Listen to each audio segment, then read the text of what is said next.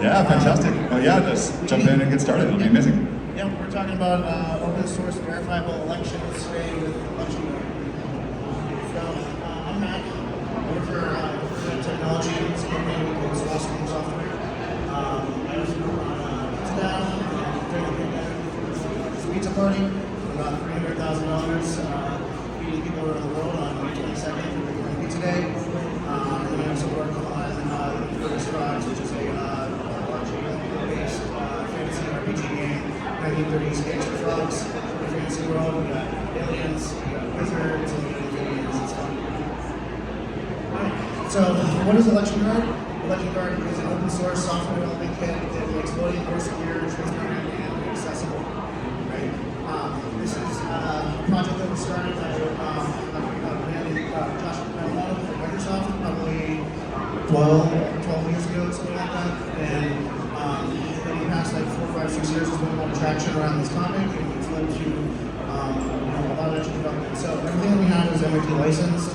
We're developing an encryption library that is complete. It's based on C++. We've got a browser module that's in the works. We've got a Python reference implementation, and then the community has built a few other implementations. We have Frogland.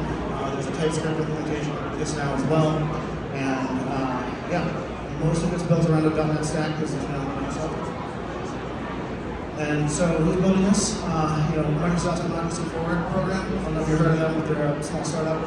I've got a link here for the PhD thesis that started all these things. You guys are interested in any of that, but we're going to walk through the protocol here in a few minutes. And then Frogland is the software development partner. And then we have a few different partners for voting systems manufacturers. Pacific. It's based in Texas, and they've got voting machines that they sell to communities here in the U.S. Enhanced Voting is focused on building online experiences that are accessible for people. And then we've got VotingWorks as well, who's building machines that are using consumer off-the-shelf hardware, right, to make it so that you don't have to spend hundreds of thousands of dollars on all these different machines. Miter is building a verifier, and we'll talk about verifiers in a little bit. And then we've got a Center for Civic Design, partners with universities, kind of all over the country who have contributed in some way to this. Okay, so how does it work? Election Guard is basically divided into 3 steps. There's the election setup, which is the trusted setup process. There's the actual encryption of the votes. And then there's the tallying and encryption phase. So in this first phase, this might look familiar to some people, we use Shamir's secret sharing mechanism here in order to pass information around. The encryption methodology that we're using is algorithm. So each, we call these guys guardians, right? They're just public-private key pairs, and they share parts of their private key material around so that we can do quorum-based encryption. So that way, no individual is able to decrypt any other individual's specific ballot. So the ballot encryption phase, and this is what the C++ library is built on. It's designed specifically to run on low-powered hardware like scanners, and other machines like that. Like I said, we're using algorithm to encrypt each one of these ballots, and then we have a Chong-Peterson proof that proves that the encrypted value is either 0 or 1, true or false. Yes, you voted yes, or no, you voted no. Then for each contest in on a ballot, say like school board, for example, choose 3 out of 5, we have a range proof that is responsible for making sure that the sum of all of those values from each of the selections does not exceed the maximum, right? So all of this happens very quickly. We never write out the plain text ballots out to disk. We work entirely in encrypted space because we have these homomorphic properties of alcohol. So once the machine has encrypted that value, from that point on, if anything else in the system ever released, it's all going to become public anyway at the end of the election.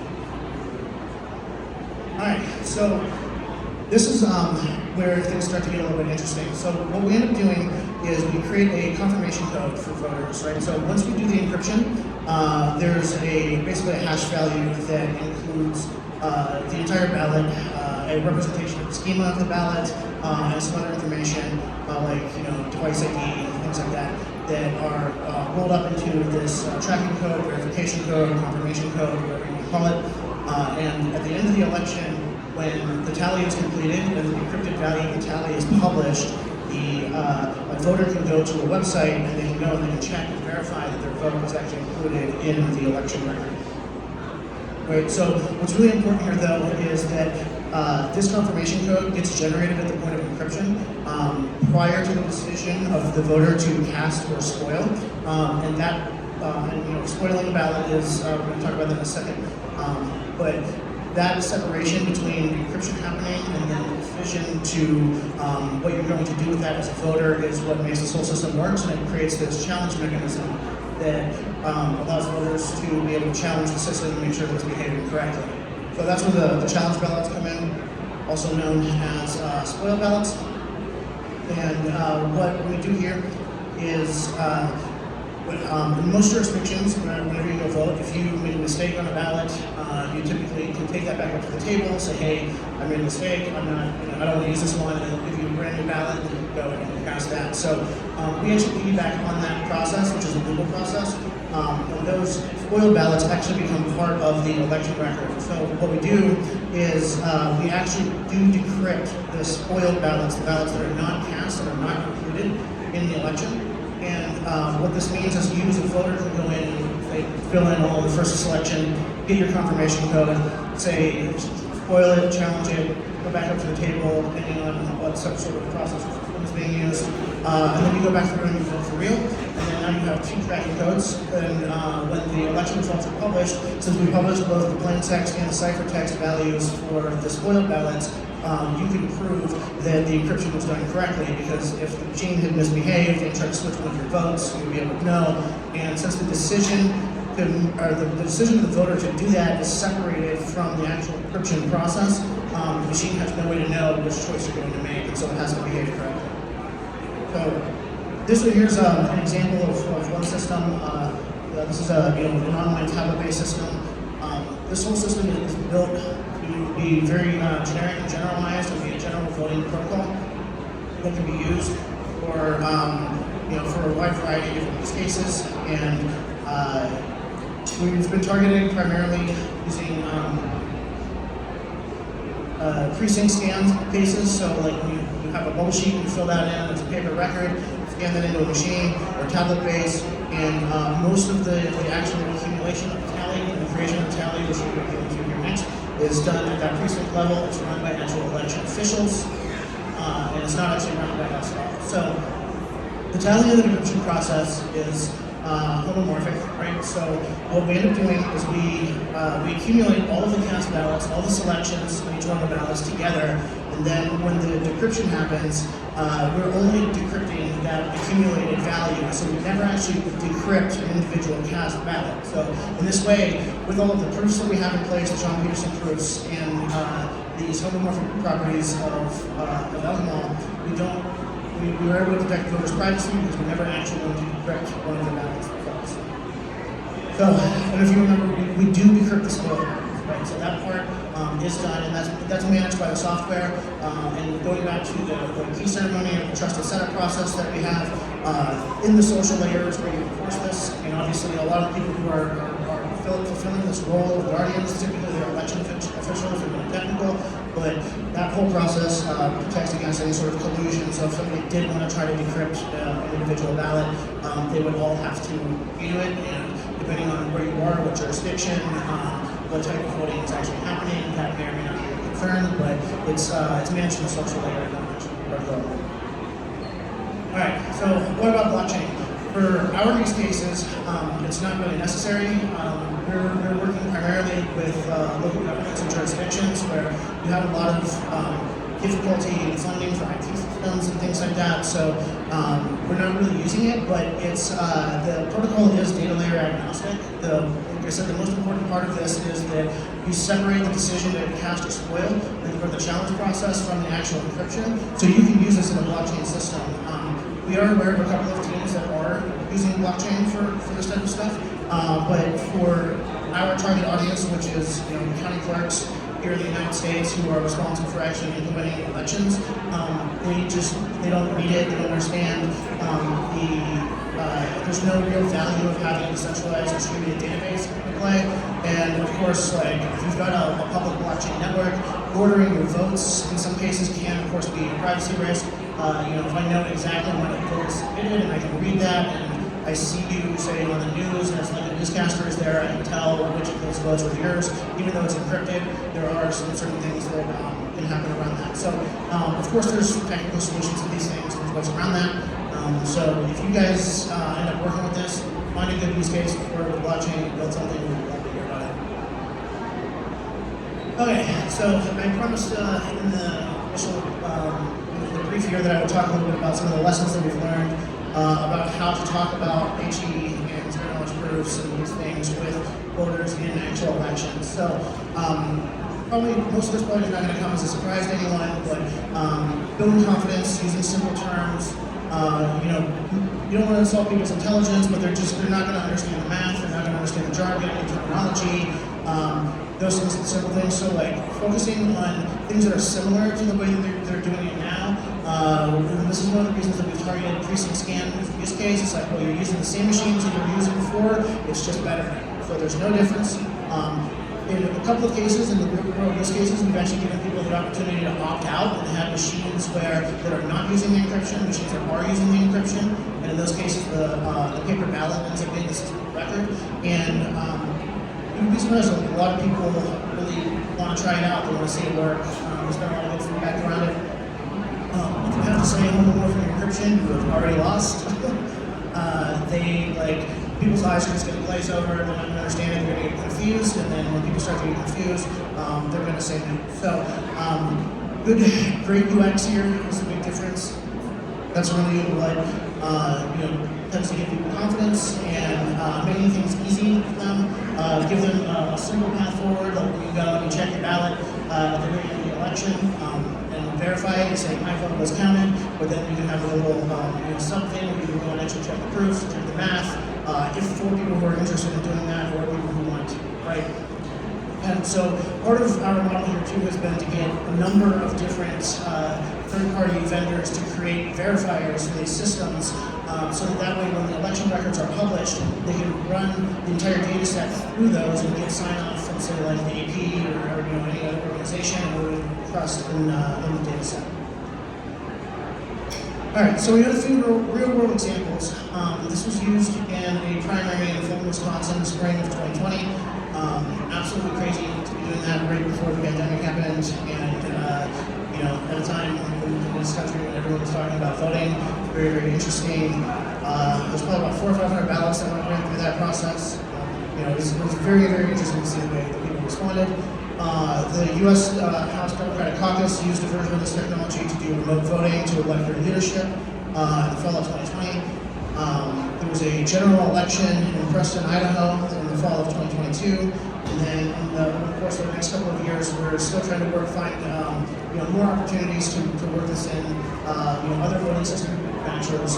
For better or worse, the way that we've set up this consortium of people is that Microsoft and InfraRed are primarily leading the software development and the integration, but really driving this from partners, for-profit companies who are selling machines, watchdog organizations who want to be the ones who do the verification or build the voting websites for people, and that sort of thing. So it really, it's a bit of a tribe, I think it's probably a good way to put it, and we're always on the lookout for new opportunities to get this thing out there and get people using it.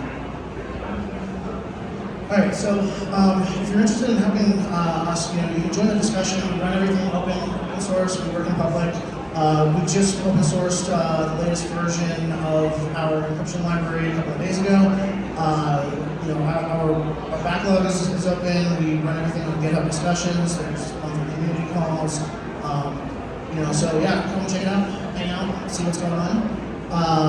Also, if you're interested in this sort of thing, anytime you're talking to people and this type of thing comes up, we have a solution in place that works for how to attest and assert that the voting machines are behaving correctly. So just getting people in your local community, if you sit on say like a school board or anything like that, just kind of talking about it can be really, really helpful. And then of course, the discovery of new use cases, right? We were focused very much on real-world, in-person, secret ballot elections.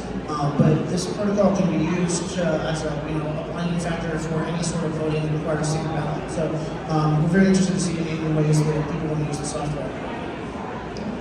Of course, you can build something cool, right? If you're a software engineer, the third-party verifiers, any language you want. The specification is open source as well. There are examples in Python, Rust, C#, C++, TypeScript, I think. We already had a whole bunch of them, but the more we can get, the better, because that there could be a bug in one. You never know. But helping build out verifier websites is something else that would be really useful in general, because that also helps convey the information that comes out of those verifiers. And then also reviewing the specification. Just a month ago, we had somebody get up on GitHub and was looking at the spec and found a more efficient way for us to do the key ceremony and the decryption that ended up saving probably about 30% of the compute cycles, which is really cool to see happen.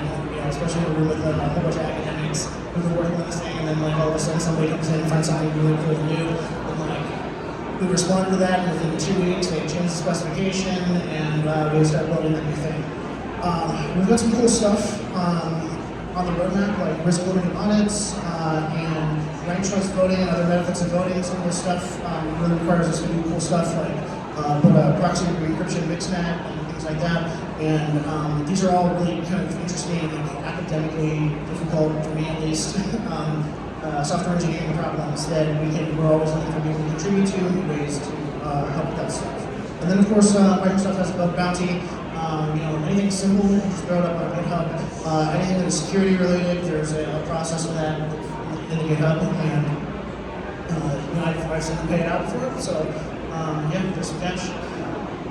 I think that's it. I know I blew through a lot of stuff. I've got about 3 minutes left. If anybody has any questions, we have time for questions.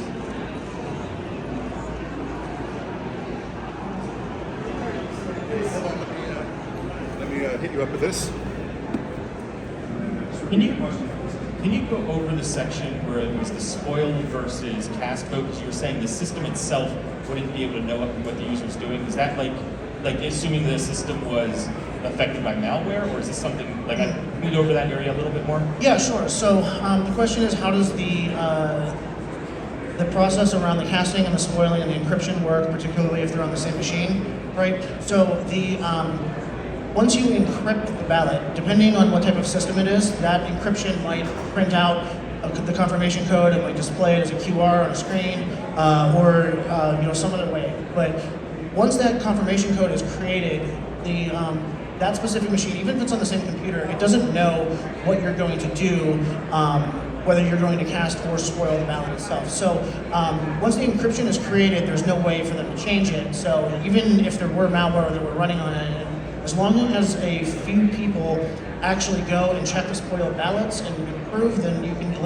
rely on statistics and heuristics to validate that the machines are behaving correctly. The other thing that's probably important to note here too is that if any of these proofs don't check, the system is designed to halt. And we made that decision kind of early on, mostly because of the fact that the people who are going to be working with these things, these machines, are non-technical. So if there's a major problem with the math, we want the machine to just stop, and they turn it off, and they take it out of service, and then they go get a backup, and they put that one in, and then we can take it offline and see what happened. Does that answer your question? Thanks very much. Really appreciate this, and it's fascinating. Thank you. This is it's really going to help build the future and keep it safe. So we're just going to do a couple minutes of setup, and in just